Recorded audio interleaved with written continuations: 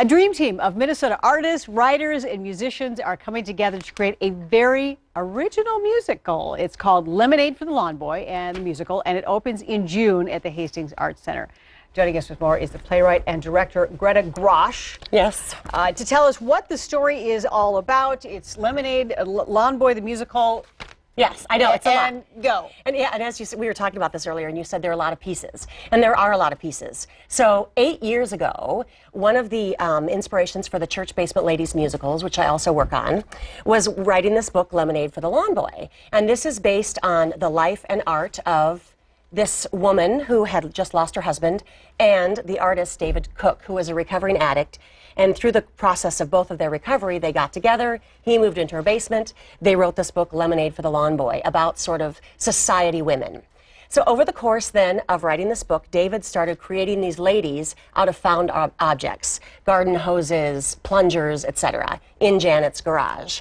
And then we turned this into a musical. So it's crazy, because in the musical, David's... Follow along at home now. In the musical, David's art comes to life, and they create sort of this fantasy world where they sing and everything's technicolor. And so that's the beautiful world of David, sort of the mind of a recovering addict. What is that like? So that's one thing that we explore in this play.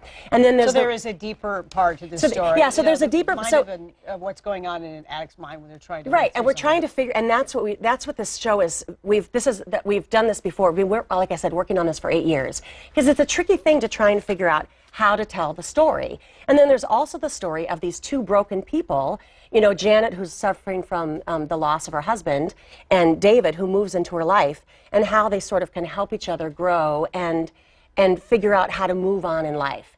So it's funny and it's campy, and then there's this really serious story. So it's been a joy to work on, but challenging, you know, just to figure out how to make the art come to life. And so then... And the art is very, well, it's bright, it's sunny. Yeah. It's obviously meant to be, you know, even though the theme can be a little bit serious, yeah, but clearly there's a very upbeat side of this, including the music. Yeah. So we hired professional actresses to come and to play the art. So they're these ladies that come to life. So then when you're writing the show, there's the musical piece. And so then as we were working on it, it's like, what does it sound like in the mind of a recovering addict artist? Like, what does that sound like? So then, over the course of my life, working on different projects, I ran into this band called The Smarts.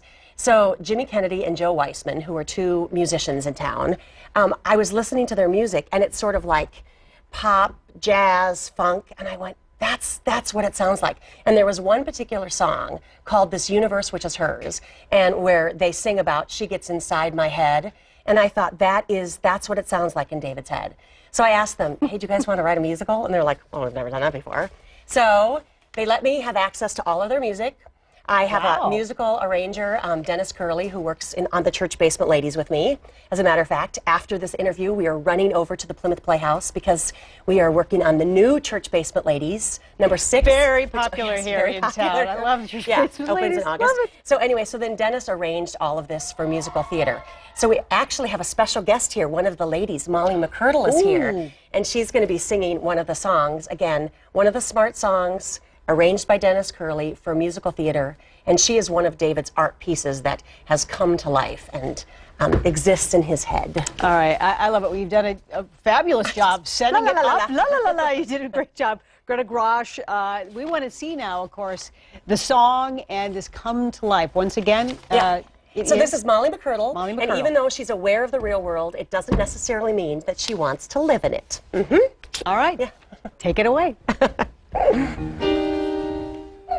The real world? I don't like reality. Please don't tell me anything that I don't want to know. I'll stand firm no matter what the facts on the ground show. I don't want to know. I built myself a little cocoon where I'm protected from all of the gloom. Reality fades a little each day now. And dissenting voices are swept away now. Please don't tell me anything that I don't want to know.